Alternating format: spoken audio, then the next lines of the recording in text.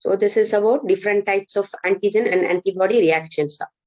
And there are various reactions and they are called by different names. We'll discuss them one by one. And first one is the precipitating reaction. So antigen antibody reaction, the first type is precipitating reaction. So whenever there is a reaction between a soluble antigen and antibody, that will lead to the formation of a visible precipitate.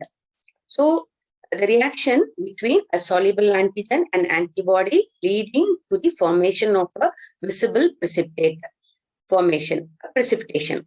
So this kind of reaction is called precipitating reaction. So precipitating reaction is the first kind of antigen antibody reaction in which there will be a reaction between a soluble antigen. So when a soluble antigen entering into our body, reacting with antibody, leading to the formation of a visible precipitate. So such kind of reactions are called precipitating reaction. And the antibodies that are responsible for this formation of precipitate is called as precipitating. So the reaction is called precipitating reaction, and the antibodies responsible for bringing about such reactions are called precipitants. So next type, it is called clumping or agglutination reaction. So when a pathogen or when a foreign substance, which is called particulate antigen. So particulate antigen, it refers to a substance which is a mixture of a solid particle with a liquid droplets. So particulate, it's a pollutant, kind of pollutant. Mostly these particulate substances are released from industries. So smoke emitting are emitted out from industries consisting of this particulate matter. So this is called particulate antigen. So when it enters into our body, it interacts with the antibody. It results in the formation of clumping. That is clumping up, they adhere to each other, antigen antibody reaction leading to clumping or agglutination. So this kind of reaction is called agglutination reaction. So here, like precipitin, here agglutinin, it refers to the antibodies that are responsible for bringing about this reaction called agglutination reaction. So in agglutination or clumping reaction, it's a reaction between antigen and antibody. But here particularly, it refers to the reaction between a particulate antigen. I told what is particulate antigen. It refers to a solid particle. It may be very small, a small particle along with water vapor.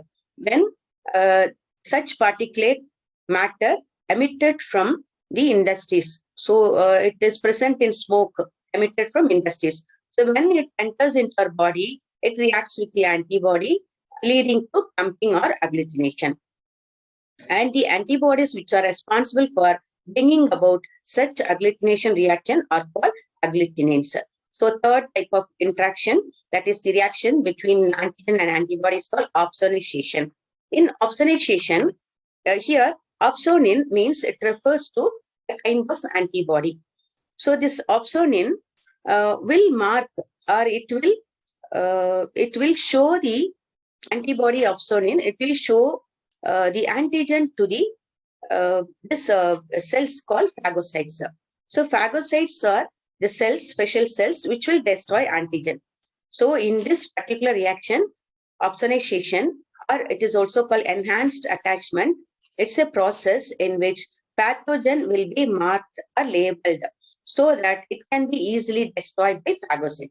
Phagocyte can easily understand when opsonin, which refers to the antibody that attaches itself with the pathogen, it will be shown clearly to the phagocyte. So phagocytes will come and destroy this antigen. So it is the other kind of antigen antibody reaction. So in short, we can understand that opsonization, it's a process in which pathogens are coated with opsonin. It's a special kind of antibody. So this will mark the pathogen, that is the attachment of the opsonin or the antibody on the pathogen that will show it to the antigen to the immune system, that is phagocytes. So it results in a much more efficient phagocytosis. Phagocytosis refers to phagocytes which engulf or destroy pathogens is called phagocytosis. And the last type of reaction between antigen and antibody is called as neutralization. In neutralization, the harmful effects of the substances produced by a bacterium, or it may be a virus also. So these harmful effects will be eliminated by the special antibodies which are called antitoxins.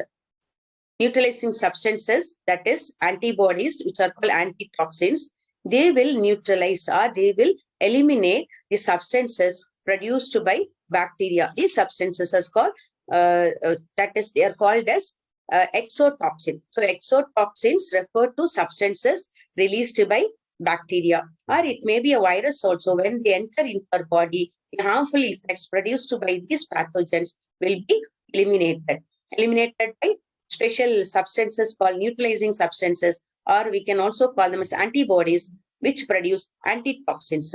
So these antibodies or these antitoxins, which are called the neutralizing substances, they will eliminate the harmful effects of the antigen. So this is a kind of reaction that occurs between antigen and antibody, which is called as neutralization. So in neutralization, the harmful effects will be eliminated or neutralized by the substances called antitoxins, or also called antibodies.